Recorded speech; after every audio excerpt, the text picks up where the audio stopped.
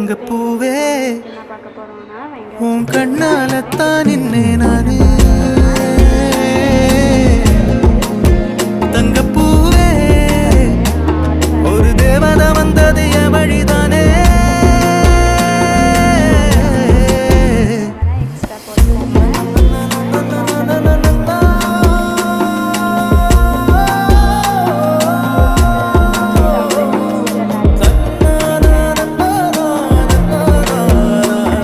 இருக்கேன் உங்களுக்கு தேவைன்னா சின்ன வெங்காயம் கூட ஆட் பண்ணிக்கலாம், அதுவும் டேஸ்ட்டாக தான் இருக்கும்.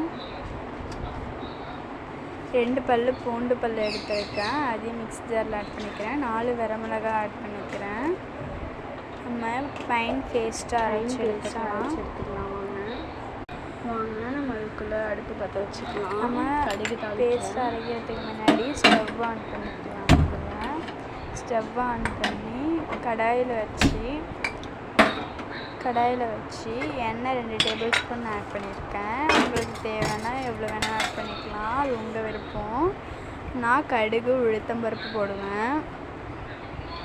2 டேபிள் ஸ்பூன் அளவுக்கு எண்ணெய் ஆட் பண்ணிக்கிறேன். நான் கடுகு உளுத்தம்பருப்பு போடுவேன். 2 டேபிள் ஸ்பூன் எண்ணெய் சேர்த்துக்கிட்டு கடுகு உளுத்தம்பருப்பு நான் உளுத்தம்பருப்பு பேஸ்ட் தான் போடுவேன். சின்னது வந்து சின்னதாக உங்கள் வீட்டில் உடச்ச உளுந்து பல்லில் அடிப்படணும் அப்படிங்கிறதுக்காண்டி நான் பெரிய உளுந்து பல் எடுத்துக்கிறேன்.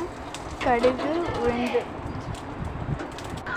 இந்த அளவுக்கு ஃபைன் பேஸ்ட்டாக அரைச்சி பாருங்கள், இந்த அளவுக்கு ஃபைன் பேஸ்ட்டாக அரைச்சி எடுத்துக்கணும்.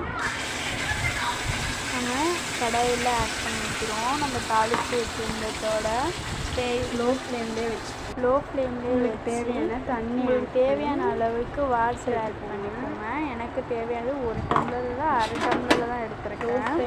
அது எனக்கு போதும். நாங்கள் 2 பேர் தான், அதனால இது எங்களுக்கு போதும் அப்படின்ட்டு நான் இவ்வளோ வச்சுருக்கேன். இதுவே நாளைக்கு மிச்சம் வரும்.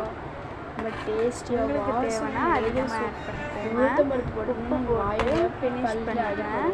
நல்லா இங்கே பாருங்கள் கிறிஸ்பியாக இருக்குது. ஸ்டவ் வாங்க, இதுக்கு தேவையான ரோஸ்ட் பண்ணிக்கலாம்.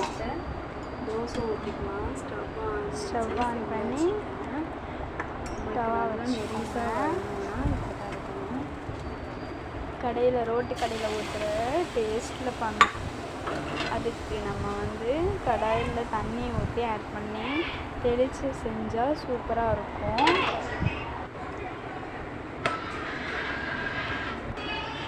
ஊற்றுற ஸ்டார்ட் பண்ணிடலாமா? கடாயில் காஞ்சோடனே ஒரு கரண்டி அளவுக்கு மாவு ஆட் பண்ணுவேன். ரோஸ்ட் மெலிஸாக வரும். நம்ம லோ ஃப்ளேமில் வச்சு